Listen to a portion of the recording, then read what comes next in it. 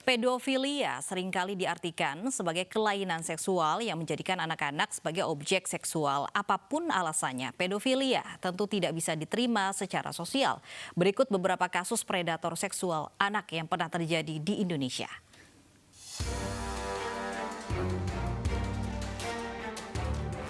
Beberapa waktu lalu, Polda Metro Jaya berhasil menangkap warga negara Amerika Serikat buronan Biro Investigasi Federal Amerika Serikat atau FBI terkait kasus pedofilia atau pencabulan terhadap anak di bawah umur serta modus investasi Bitcoin.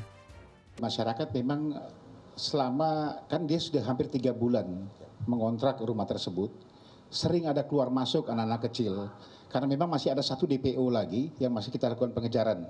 Ya, DPO ini inisialnya adalah A, dia yang menyiapkan anak-anak kecil ini masih kita lakukan pengejaran. Tetapi yang sekarang kita dapat adalah tiga korban yang sementara menjadi ini, tapi kita masih lakukan dalam apakah memang sudah berapa korban yang sudah dia lakukan, ya, ini masih kita dalami terus. Sama halnya yang dilakukan oleh seorang pemangku agama terhadap 3 santriwati di sebuah pondok pesantren di Bondowoso. Dari hasil penyelidikan, pelaku melakukan aksinya saat proses mengajar di Taman Pendidikan Al-Quran. Sementara di Lok Sumawe, Aceh, seorang guru ngaji di pondok pesantren mencabuli 3 santri laki-lakinya di dalam kamar dan selalu dilakukan menjelang subuh di dalam kamar santri. Kejahatan seksual terhadap anak menjadi tantangan bagi segenap unsur pemerintah termasuk masyarakat untuk ikut memberikan perlindungan terhadap anak. Tim Liputan iNews melaporkan. Mengapa kekerasan seksual terhadap anak kerap kali terulang? Kita tanyakan kepada psikolog anak, ada Mbak Elizabeth Santosa. Selamat siang waktu Indonesia, Mbak Lizi. Hai, selamat siang, Lovi. Baik, kabar baik ya.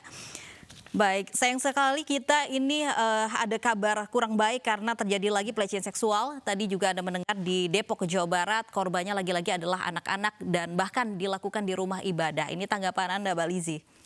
Ini sangat disayangkan, Lovi. Ini mata rantainya tetap terus berlanjut, belum diputus.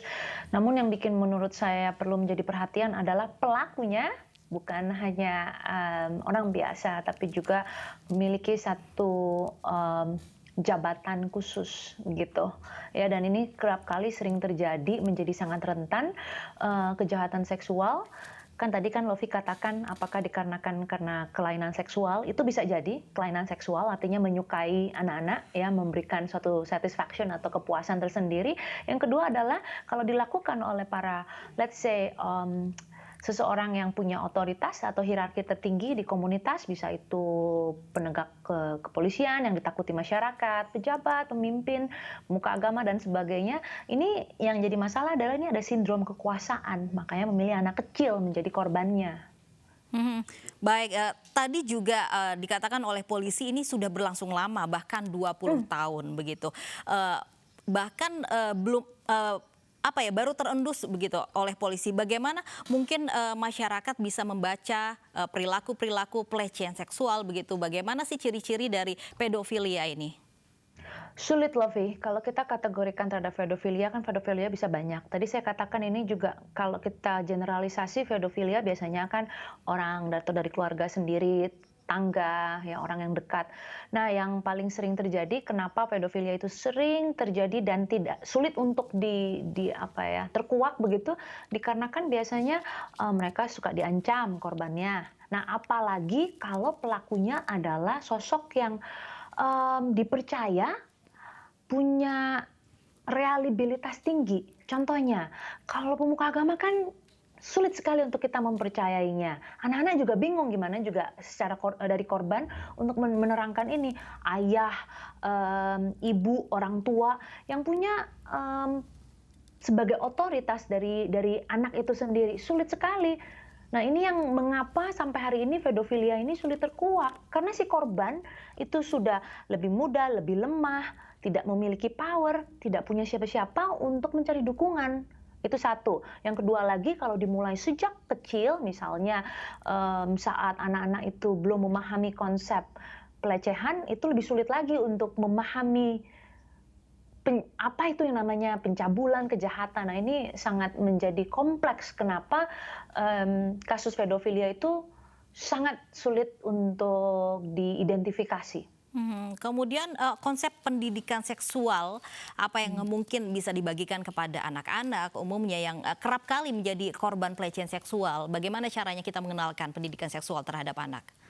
Kita harus mengenalkan pendidikan seksual kepada anak sejak dini. Artinya di bawah 5 tahun itu sudah harus pelan-pelan mengenai prosesnya adalah tentang anatomi tubuh, ya. Bagian-bagian tubuh yang mana boleh dipegang, mana yang tidak boleh dipegang, siapa yang boleh memegang, ya kan. Misalnya kalau ibu kan mungkin dia untuk membasuh alat genitalnya itu nggak apa-apa. Dokter untuk memeriksa, tapi di luar itu siapapun itu tidak boleh. Nah, kalau misalnya tidak boleh, anak-anak tahu ini nggak benar, ini perlakuan yang nggak benar, dia akan tahu kemana harus ngelaporin gitu. Yang kadang-kadang orang tua suka tabu, baru cerita pendidikan seksual pada saat anak puber, udah telat. Jadi pada saat sebelum puber terjadi masalah ini, anaknya nggak tahu. Itu benar atau salah? Salah apa benar? Udah pernah dibicarakan belum?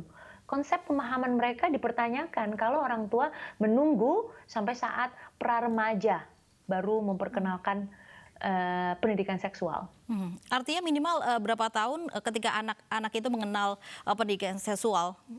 Sejak TK, Lovi. Sejak TK pada saat mereka mulai mengenal tubuh, mengenal fungsi-fungsi tubuh, dunia, lingkungan sekelilingnya. Ya kan kalau di sekolah, di TK kita suka ngelihat, oh ini ibu guru, tugasnya apa. Nah itu bisa dimasukin gitu, pelan-pelan, secara tidak secara gamblang, tapi disesuaikan dengan usia pertumbuh kembang anak sendiri. Tadi juga ada beberapa kasus bukan hanya di Depok saja begitu tindakannya juga ada pelecehan seksual bahkan di dalam keluarga begitu. Bagaimana apa yang harus dilakukan begitu? Apa sih sebenarnya yang terjadi oleh tindakan pedofilia ini yang bahkan dilakukan juga dengan orang-orang terdekat, Mbak Lizzy?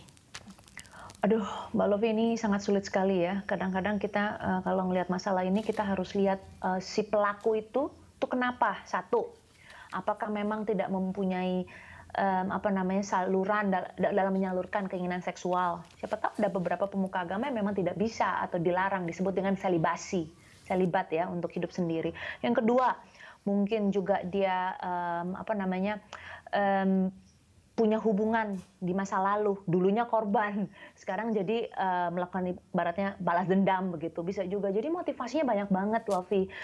Harus kita wawancara secara klinis kepada pelakunya, kan apa sih? Tapi yang paling bagus adalah, Lovi, menurut Philip Zimbardo, jadi ada penelitian yang mengatakan bahwa orang-orang yang khususnya ada di beberapa punya otoritas, punya jabatan tertentu ya, itu paling rentan, Rofi, dalam mengabuse. Abuse itu melakukan pelecehan. Pelecehan itu bisa macam-macam, secara seksual, verbal.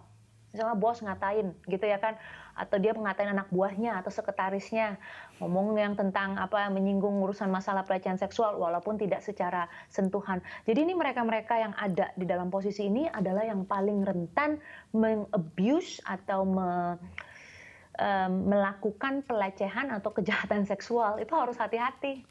Baik, mungkin terakhir ini Mbak Lizzy ada closing statement dari Anda bagaimana upaya meminimalisir adanya pelecehan seksual bahkan yang terjadi di lingkungan keluarga ataupun di manapun begitu. Terakhir Mbak Lizzy.